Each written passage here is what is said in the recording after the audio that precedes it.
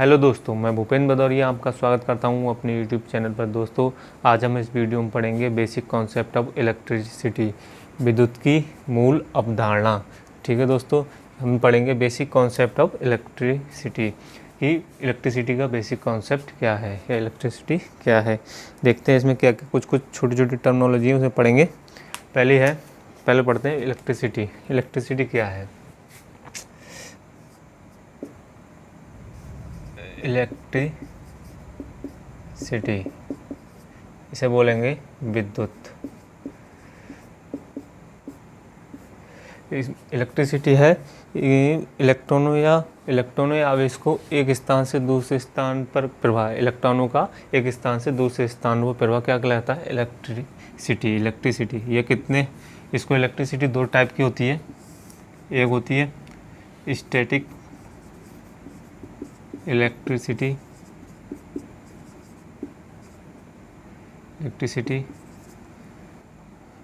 या बोलेंगे इसे स्थैतिक विद्युत हिंदी में। और दूसरी होती है एक डायनामिक इलेक्ट्रिसिटी,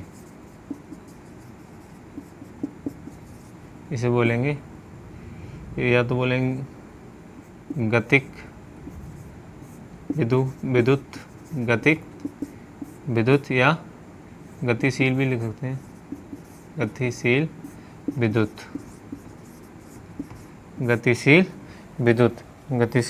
विद्युत। इसमें देखिए स्टैटिक इलेक्ट्रिसिटी में क्या होता है, इसमें जो इलेक्ट्रॉन्स होते हैं, इसमें स्टैटिक इलेक्ट्रिसिटी में इलेक्ट्रॉन्स क्या होते हैं? विराम अवस्था में या रेस्ट कंडीशन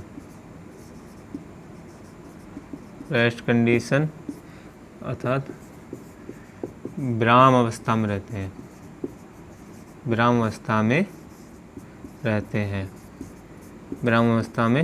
स्टैटिक इलेक्ट्रिसिटी अगर पूछा जाए, कभी भी क्वेश्चन आया आपका किसी भी एग्जाम में कि इलेक्ट्रिसिटी कितने टाइप की होती है, तो वो आप बताएंगे दो टाइप की। नंबर एक स्टैटिक इलेक्ट्रिसिटी, दूसरी डायनामिक इलेक्ट्रिसिटी, जिसे स्थैतिक विद्युत या गतिक विद्युत के नाम से जानते हैं। इसमें पूछा जाए स्टैटिक इलेक्ट्रिसिटी क्या होता है, तो आप बताएंगे इसमें इलेक्ट्रॉन्स क्या होते हैं? रेस्ट कंडीशन में रहते हैं या विराम अवस्था में रहते हैं। ठीक है दोस्तों, विराम अवस्था में रहते हैं। और डायनामिक इलेक्ट्रिसिटी में क्या रहता है? इसमें इलेक्ट्रॉन्स मूविंग कंडीशन में रहते हैं। मूविंग कंडीशन अर्थात चल अवस्था में, मतलब गति इधर उधर गति करते रहते, चल अवस्था में रहते हैं। स्टैटिक में रेस्ट कंडीशन या विराम अवस्था में रहते हैं, और गति में इसमें इलेक्ट्रॉन्स मूविंग कंडीशन या चल अवस्था में रहते हैं। जैसे आप सुने होंगे कंघी आप कभी बालों में रगड़ेंगे तो कागज़ के टुकड़ों क्या करती है? उसको पकड़ती है। ऐसी कांच की छड़ को रेशम कपड़े से रगड़ने के बाद वो क्या करती है? अपने कागज़ के टुकड़ों को पकड़ती है। तो इसी इसके उदाहरण क्या से फ्रिक्शन इलेक्ट्रिसिटी। अगर कभी पूछा जाए कि स्टैटिक इलेक्ट्रिसिटी का उदाहरण क्या है, तो आप बताएंगे फ्रिक्शन इलेक्ट्रिसिटी या घर्षण, हिंदी में लिखेंगे घर्षण विद्युत। क्योंकि आप कंघी को क्या करते हैं? बालों में रगड़ते ही है ना, उसके द्वारा क्या होता है? स्टैटिक इलेक्ट्रिसिटी बोलते हैं उसको। और चल अवस्था में आप इसका उदाहरण लिख लीजिए, पूछा जाए क्वेश्चन में तो आप बताएंगे थर्मो इलेक्ट्रिसिटी या ताप विद्युत।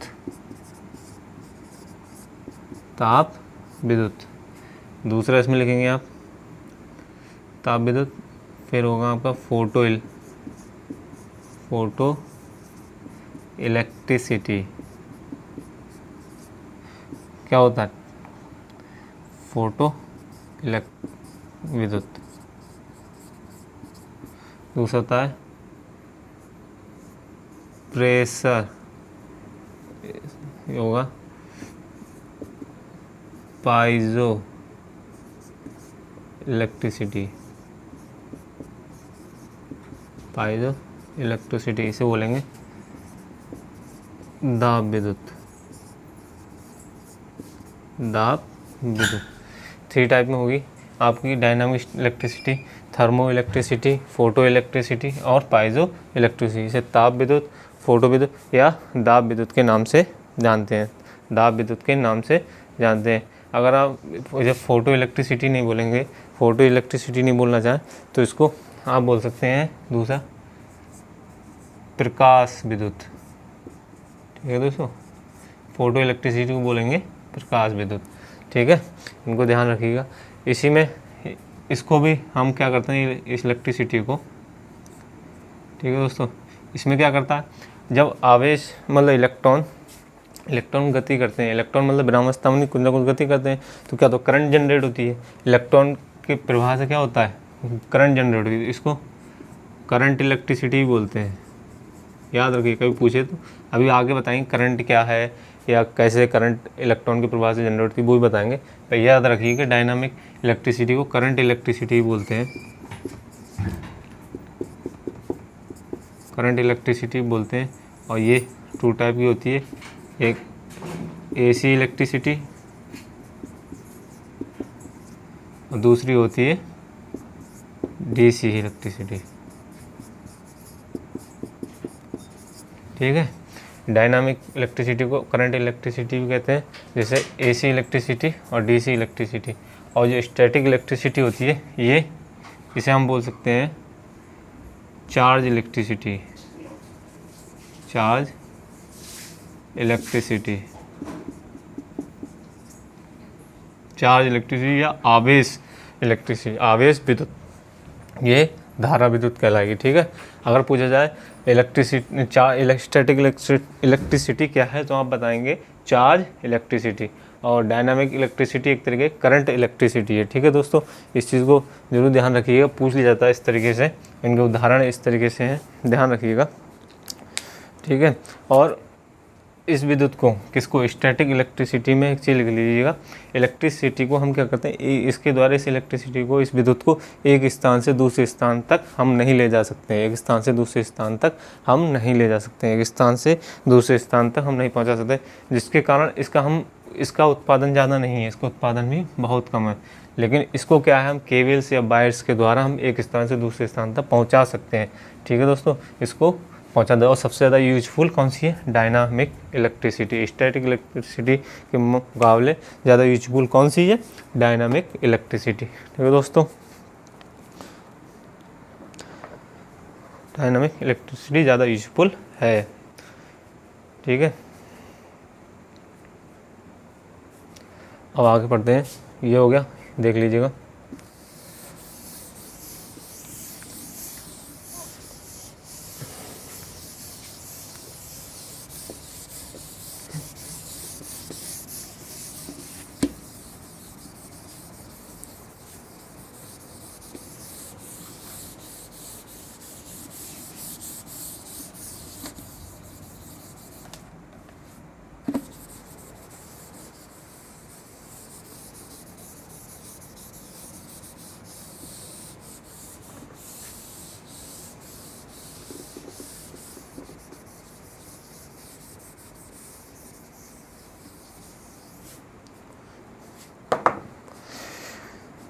अब जो इलेक्ट्रिसिटी की प्रकृति है, इलेक्ट्रिसिटी की जो प्रकृति मतलब नेचर है, वो किस पर डिपेंड करता है, लिख लीजिए, इलेक्ट्रिसिटी या विद्युत हिंदी में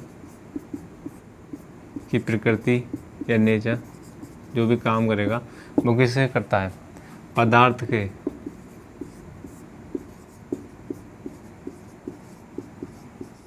परमाणु के आंतरिक मतलब इंटरनल, जो उसकी आंतरिक संरचना है, ये एक नोट के लिए, संरचना पर निर्भर करता है। ठीक है दोस्तों, निर्भर करता है। अब इसके बारे में पढ़ लेते हैं, पदार्थ के परमाणु की आंतरिक संरचना के बारे में थोड़ा सा पढ़ते हैं आगे कि क्या क्या है इसमें। देखिए क्या है, पदार्थ है, पदार्थ की एक टर्मिनोलॉजी पदार्थ है, मटेरियल। ठीक है, देखिए मटेरियल है, मटेरियल का सबसे छोटा अगर करेंगे परमाणु। ठीक है दोस्तों, परमाणु है। अब जो परमाणु मिलकर क्या बनाते हैं, अणु। क्या बनाते हैं, अणु मिलकर, अणु के कई कण होते हैं, अणु मिलके बनाते हैं हमारे पदार्थ को। ठीक है दोस्तों, सबसे छोटा कण अगर मान लेंगे परमाणु से अणु बना, अणु से पदार्थ। ठीक है, और परमाणु में भी क्या होता है, दो तरीके के होते हैं, एक स्थिर परमाणु कण, और दूसरे होते हैं अस्थिर परमाणु कण। स्थिर परमाणु क्या है, इसे बोलेंगे स्टेबल भी बोल सकते हैं, स्टेबल एटम्स। ठीक है, और ये अनस्टेबल एटम्स, परमाणु का एटम्स बोलते हैं इंग्लिश में। ठीक है दोस्तों, इसे न्यूक्लियस बोलेंगे, मॉलिक्यूल्स। ठीक है, और मटेरियल क्या बोलेंगे, मटेरियल। परमाणु सबसे छोटा, उसके बाद अणु से क्या बनते हैं, पदार्थ। ठीक है दोस्तों, अणु से क्या बनते हैं, पदार्थ।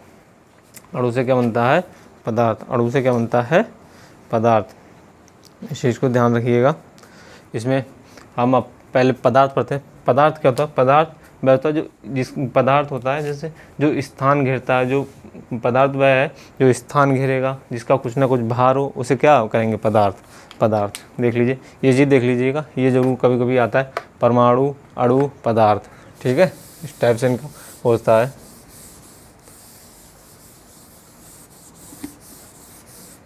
ठीक है दोस्तों, आप ऐसे भी देख सकते हैं, पदार्थ सब उससे छोटा कौन सा है, आप देखेंगे कण होते हैं, कणों से छोटे अणु होते हैं। इस तरीके से क्रम याद कर लीजिएगा, अणु हो गया, अणु से छोटा परमाणु हो गया, परमाणु ये स्थिर परमाणु कण, ये अस्थिर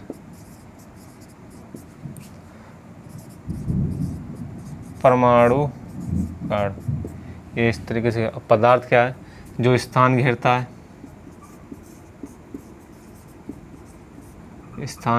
है, और जिसका कुछ ना कुछ, जो स्थान घेरता है और जिसका कुछ ना कुछ भार होता है, क्या कहलाता है, पदार्थ कहलाता है। ठीक है, अब कितने टाइप का होता है, नंबर 1 टाइप। पदार्थ कितने टाइप होते हैं, एक होते हैं सॉलिड, ठीक है, या ठोस। कौन कौन से हैं, वुड, लकड़ी है, लोहा, कोयला भी है, और भी है चीज़ें धीरे। दूसरा है लिक्विड, मतलब इसको बोलेंगे द्रव वाले। पारा हो गया, वाटर हो गया, और भी। तीसरा है गैस। तीसरा कौन सा है, गैस। गैस में क्या आता है, जैसे hydrogen gas, H2, oxygen gas, ये है द्रव। गैस मतलब पदार्थ का जो स्थान घेरता है, जिसका कुछ ना कुछ भार होता है। ये 3 टाइप के होते हैं, सॉलिड, लिक्विड, गैस, ठोस, द्रव, गैस, इसके उदाहरण है। अब इसमें थोड़ा सा एक चीज़ और आ जाती है, ये सॉलिड क्या है। सॉलिड में क्या होता है, इसका कुछ ना कुछ आकार होगा, ठीक है, आयतन, याद रखिएगा ये 3 टर्म होते हैं, आकार, आयतन एवं भार, ठीक है दोस्तों, आकार, आयतन, भार, ठीक है, आकार, आयतन, भार। और लिक्विड का क्या होता है, आयतन होता है केवल और भार होता है इसका, ठीक है दोस्तों। और गैस में क्या होता है, केवल भार होता है। कभी कोई पूछ लेता है सॉलिड मतलब ठोस का क्या होता है, तो आप बताएंगे आकार, आयतन और भार होता है, जिसका कुछ आकार हो, आयतन हो, भार, तो क्या कहलाता है, सॉलिड। और लिक्विड में क्या होता है, केवल आयतन होता है, भार होता है। इस लिक्विड का कोई आकार नहीं होता, जिस शेप में रखे जाता है उसी शेप का मतलब उसी शेप में हो जाता है वो। जैसे आप सिलेंडर उसमें रखेंगे तो उस टाइप का हो जाएगा कि जिस तरीके से। और गैस का केवल भार होता है, उसका ना आकार होता है ना आयतन होता है, ठीक है दोस्तों, ये चीज़ याद रखिएगा। ठीक है, अब हम अणु क्या होता है,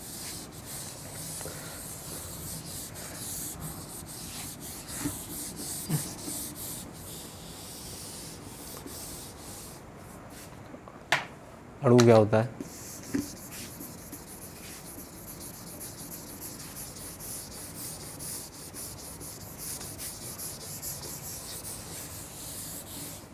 अणु होता है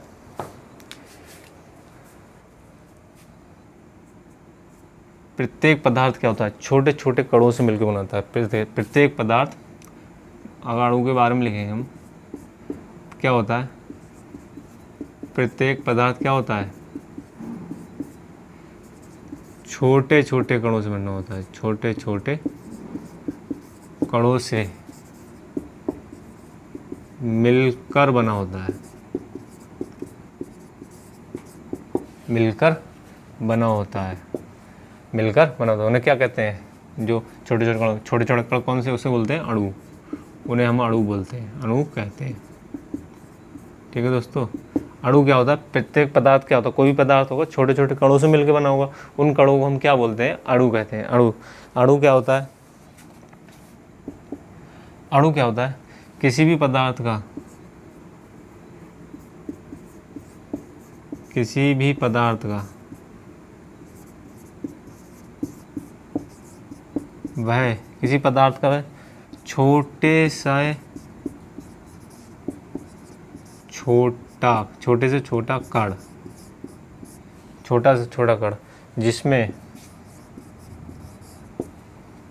उसके क्या रासायनिक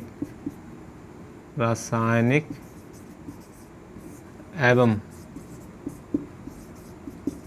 भौतिक गुण मौजूद हों या उपलब्ध हों, किसी भी पदार्थ का वह छोटे से छोटा कण जिसमें उसके रासायनिक एवं भौतिक गुण उपलब्ध हो एवं स्वतंत्र अवस्था में भी रह सके, स्वतंत्र अवस्था में रह सके, स्वतंत्र अवस्था में रह सके। किसी भी पदार्थ का वह छोटे से छोटा कण जिसमें उसके रासायनिक एवं भौतिक गुण उपलब्ध हो एवं स्वतंत्र अवस्था में रह सके, क्या कहलाएगा, अणु होगा वो, अणु, अणु कहलाता है, अणु कहलाता है, अणु कहलाता है।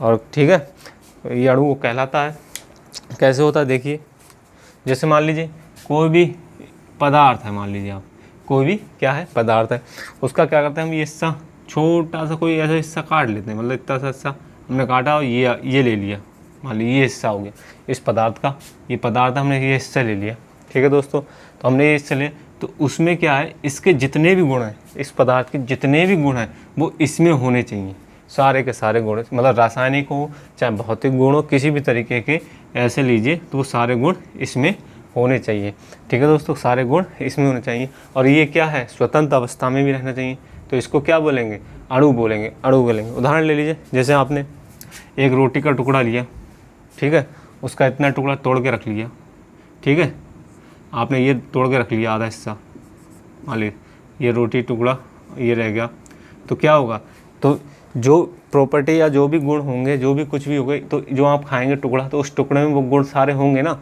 रासायनिक हो चाहे भौतिक हो, किसी भी तरीके को, तो सब कुछ जो सेम होगा वो इसी का होगा, इस रोटी के टुकड़े। तो इसी तरीके से ऐसे ही किसी भी पदार्थ का वो छोटे से छोटा कण, मतलब कितना भी छोटा कण हो, तो उसके सारे गुण उसमें मौजूद होने चाहिए और वो स्वतंत्र अवस्था में होना चाहिए। तो उसे क्या बोलेंगे, हम उसको अणु बोलेंगे। ठीक है दोस्तों, अणु बोलेंगे। आगे देख लीजिए, अणु के बाद देख लीजिए परमाणु। परमाणु क्या है,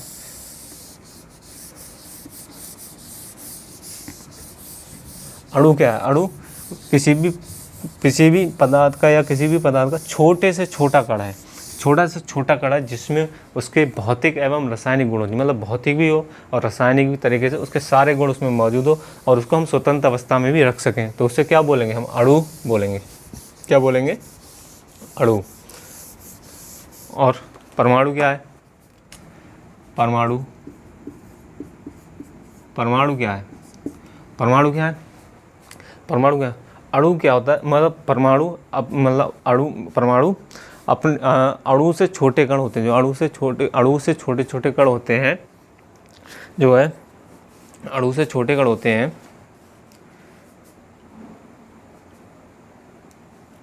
क्या होता है, जैसे पदार्थ है, पदार्थ के जो अणु होते हैं अपने से छोटे कणों से मिलकर बने होते हैं।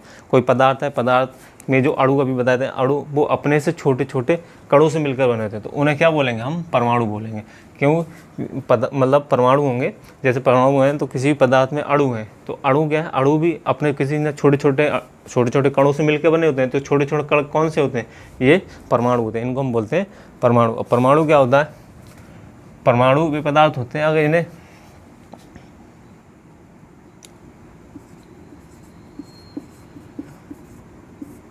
परमाणु किसी भी पदार्थ वह छोटे से छोटा कण, परमाणु किसी भी पदार्थ का वह छोटे से छोटा कण जो रासायनिक क्रिया में भाग ले सके, क्या करें, रासायनिक क्रिया में भाग ले सके तथा रासायनिक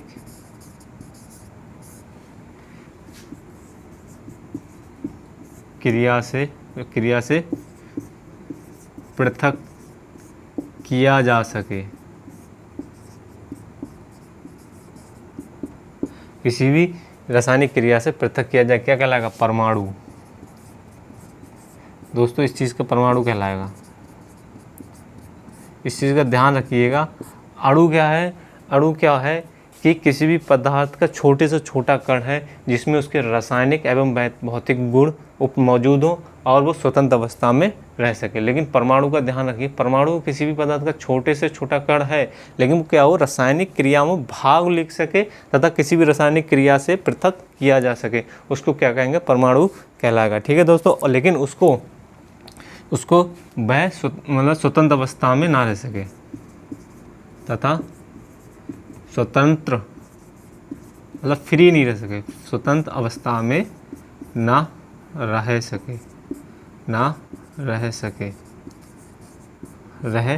सके। ठीक है दोस्तों, अब हमने बताए थे परमाणु के पास एक होते हैं स्थिर परमाणु कण,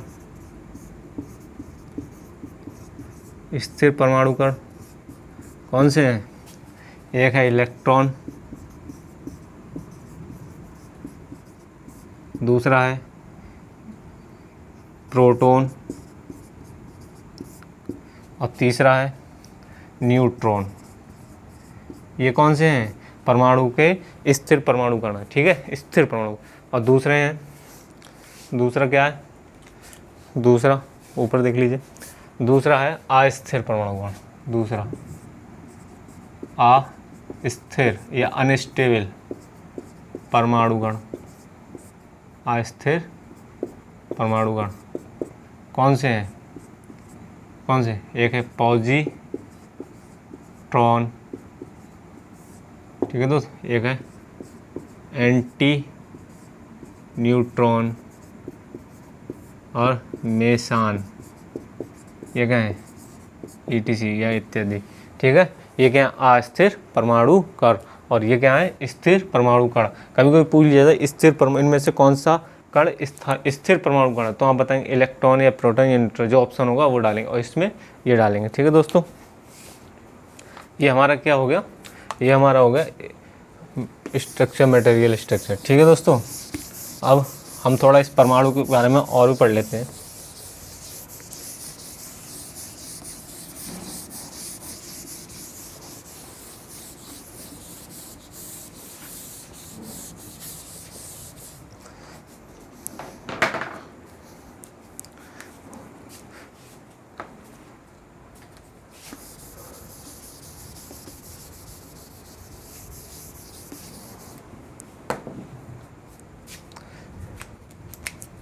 यहाँ से पढ़ लेते हैं एटॉमिक स्ट्रक्चर क्या है? ये परमाणु संरचना, परमाणु की संरचना देखते हैं दोस्तों। जो एटॉमिक स्ट्रक्चर है, परमाणु संरचना है, उसमें इसके जो मूल कण है, क्योंकि ये परमाणु जो है कोई नेचुरल कण नहीं, इससे भी छोटे कण है। वो कौन से हैं? आपको बताया था, स्थिर परमाणु कण और अनस्टेबल परमाणु कण, मतलब अस्थिर परमाणु कण। वो मूल कण है जो मेन माने जाते हैं, जो मूल कण है इसके कौन से हैं? इलेक्ट्रॉन, न्यूट्रॉन, दूसरा क्या है? इसे न्यूट्रॉन ऐसे इंग्लिश में लिख लीजिए, न्यूट्रॉन और प्रोटॉन, प्रोटॉन, ठीक है दोस्तों। ये तीन कण हैं। अब देख लेते हैं इनको कि कौन कैसे कैसे हैं। जैसे आपने एक एटॉमिक स्ट्रक्चर बनाया, जैसे मान लीजिए आप इस तरीके से ले लीजिए, कार्बन का ले लीजिए, क्या होता है? 6C12, ठीक है दोस्तों, 6C12। तो पहले ये देख लीजिए, बता देते हैं आपको।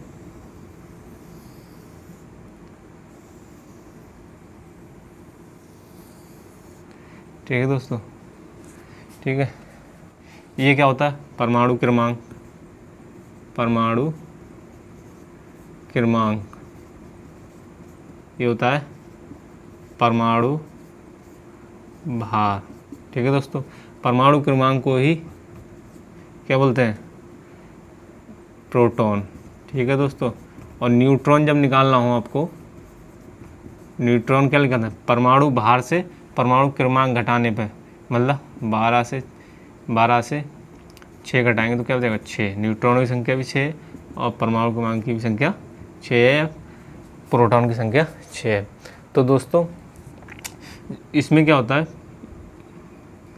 प्रोटॉन और न्यूट्रॉन होता है, ठीक है दोस्तों। बाहरी कक्षा में क्या होते हैं? इलेक्ट्रॉन, ठीक है दोस्तों।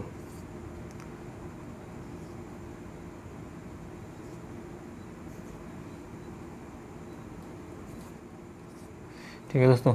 अब जो किसी परमाणु का जो केंद्रीय भाग होता है उसे बोलते हैं हम नाभिक।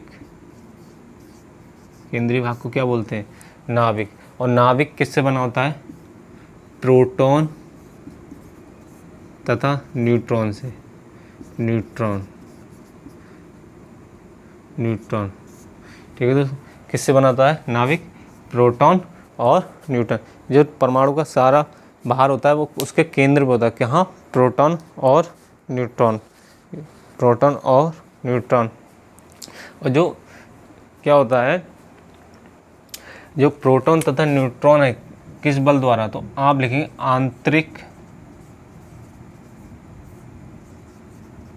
आणविक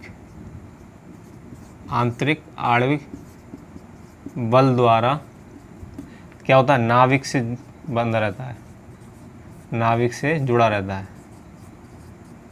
ये जुड़े रहते हैं, मतलब किस द्वारा, आंतरिक आणविक बल द्वारा ये जुड़े रहते हैं। अब ये है प्रोटॉन और न्यूट्रॉन, ठीक है दोस्तों।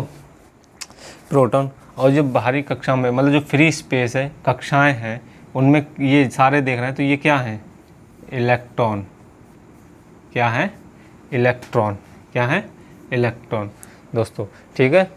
नाभिक में क्या होता है, प्रोटॉन और न्यूट्रॉन, और बाहरी कक्षा जो कक्षाओं में क्या होते हैं, इलेक्ट्रॉन।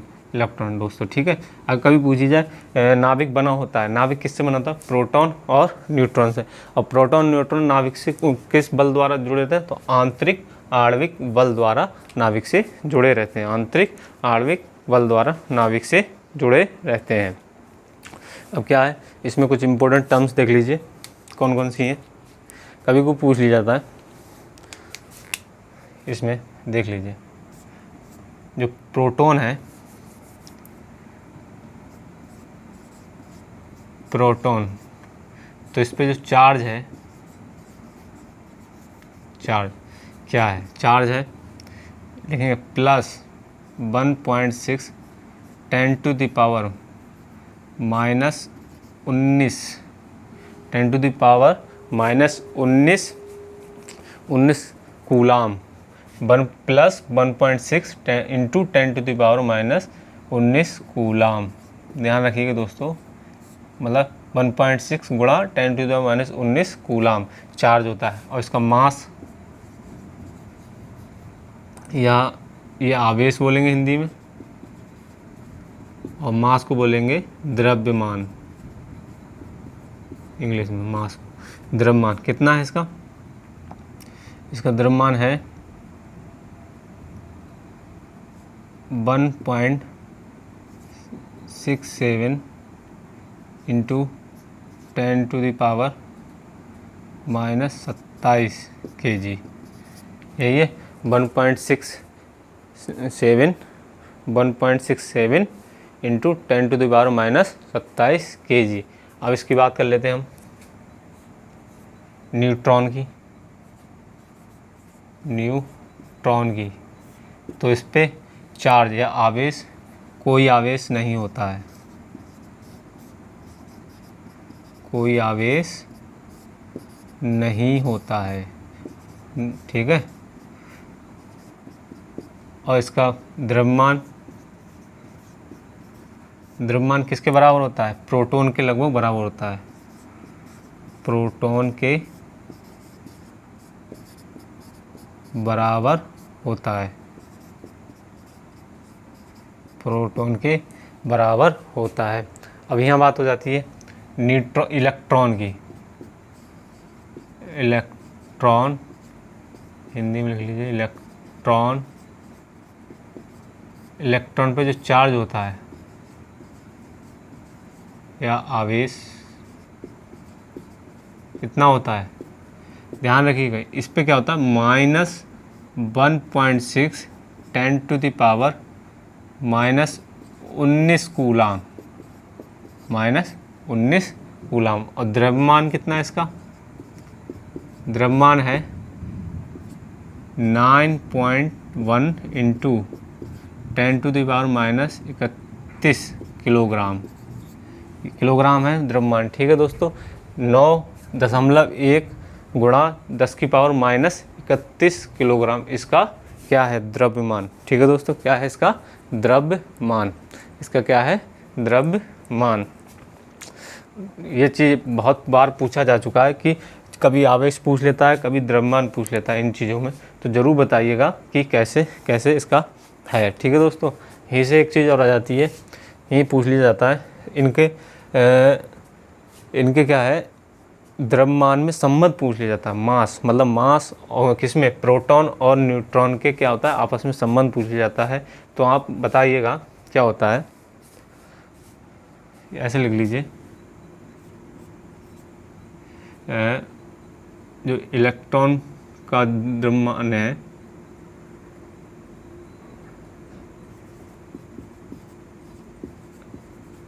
इलेक्ट्रॉन का द्रव्यमान बराबर प्रोटॉन का द्रव्यमान, मिटा दीजिए थोड़ा यहाँ से, ये कर लिया होगा।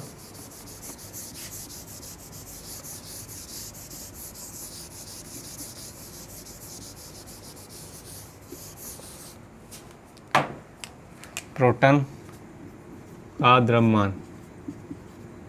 द्रव्यमान का 1840 होता है। ये मतलब 1840 मतलब प्रोटॉन का द्रव्यमान बटे 1840 के बराबर होता है। ठीक है दोस्तों, इनका अगर पूछ लिया जाए इलेक्ट्रॉन का द्रव्यमान क्या होता है, तो प्रोटॉन के द्रव्यमान का 1/1840 गुना होता है या टाइम्स होता है। ठीक है दोस्तों, इस चीज़ को ध्यान रखिए। कभी को पूछ लिया जाता है, ऐसे लिख लीजिए कभी कि mass of electron equal to mass of proton, कितना 1840, ध्यान रखिएगा। ठीक है दोस्तों, ठीक है, क्या करिएगा, इस चीज़ को ध्यान रखिए। कई बार पूछा जा चुका है इस चीज़ के बारे में कि इलेक्ट्रॉन का द्रव्यमान प्रोटॉन के द्रव्यमान के कितने टाइम्स है, तो बताएंगे 1/1840, 1/1840। इलेक्ट्रॉन का द्रव्यमान प्रोटॉन के द्रव्यमान का 1/1840 गुना है। ठीक है दोस्तों, इस चीज़ को ध्यान रखिएगा। ठीक है, अब इसी में पूछा जाता है प्रोटॉन और न्यूट्रॉनों के बीच की दूरी। कभी पूछा जाए प्रोटॉन और न्यूट्रॉनों के बीच की दूरी कितनी बताएंगे आप, देख लीजिए। प्रोटॉन और न्यूट्रॉन के बीच की दूरी कितनी है, 2 से 3 फर्मी मीटर। क्या है, 2 से 3 फर्मी मीटर इनके बीच की दूरी है। किसके, प्रोटॉन और न्यूट्रॉन के बीच की दूरी कितनी होती है, कहीं पूछ जाए क्वेश्चन में प्रोटॉन और न्यूट्रॉनों के बीच की दूरी कितनी होती है, तो 2 से 3 फर्मी मीटर। ठीक है दोस्तों, और पूछ लिया जाए नाविक किससे बना होता है, तो नाविक प्रोटॉन और न्यूट्रॉनों से मिलकर बना होता है, प्रोटॉन और न्यूट्रॉन से मिलकर बना होता है। और दोस्तों एक चीज़ ध्यान रखिएगा,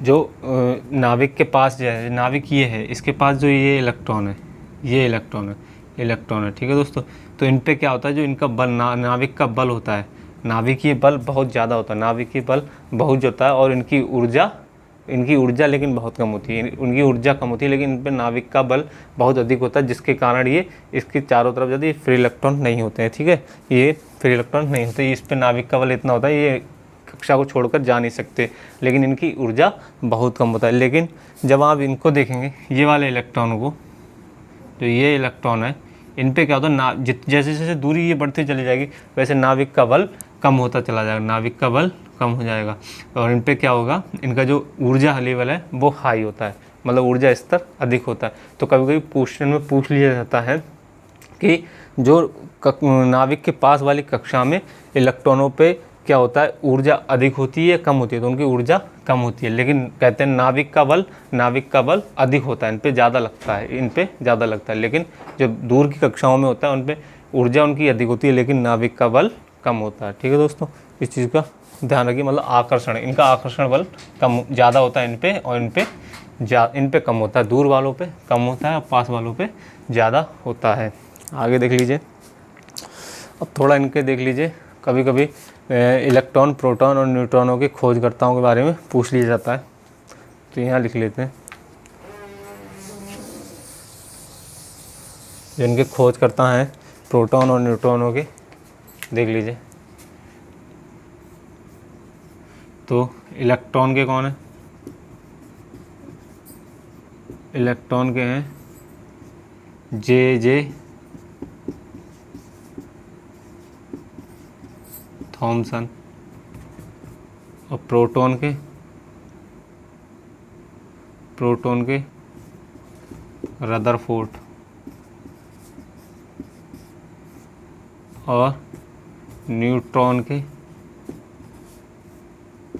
चैडविक। पूछ लिया जाता है ये खोज करता है, इनके क्या है, ये सब खोज करता है, इलेक्ट्रॉन की खोज किसने की, पूछ लिया जाता है कभी कभी। प्रोटॉन की खोज किसने की, न्यूट्रॉन की खोज किसने की। तो इलेक्ट्रॉन की खोज किसने, जे थॉमसन ने, और प्रोटॉन की खोज रदरफोर्ड ने, और न्यूट्रॉन की खोज चैडविक ने। किसने, चैडविक ने। ठीक है दोस्तों, रदरफोर्ड का फुल नाम जाएंगे अर्नेस्ट रदरफोर्ड बोलते हैं, चैडविक को जेम्स चैडविक।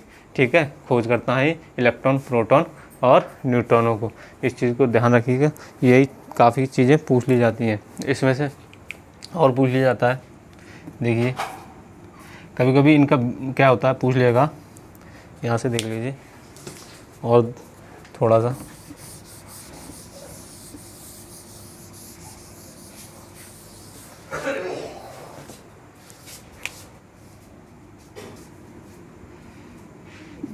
जो नाभिक का जो व्यास है, मतलब डायमीटर, नाभिक का व्यास, नाभिक का व्यास कितना है, 10⁻⁻14 मीटर। क्या है, नाभिक का व्यास कितना, 10⁻⁻14 मीटर, 10⁻⁻14 मीटर। और 10⁻14। अब परमाणु का व्यास अगर पूछ लिया जाए, परमाणु का व्यास पूछ लिया जाए तो परमाणु का व्यास जो है 10⁻10 मीटर। ठीक है दोस्तों, ये कई बार पूछा जा चुका है, नाभिक का व्यास कितना होता है, तो नाभिक का व्यास होता है 10⁻14 मीटर। और परमाणु का व्यास पूछा जाए तो 10⁻10 मीटर। और कभी कभी इलेक्ट्रॉन का भी व्यास पूछ लिया जाता है,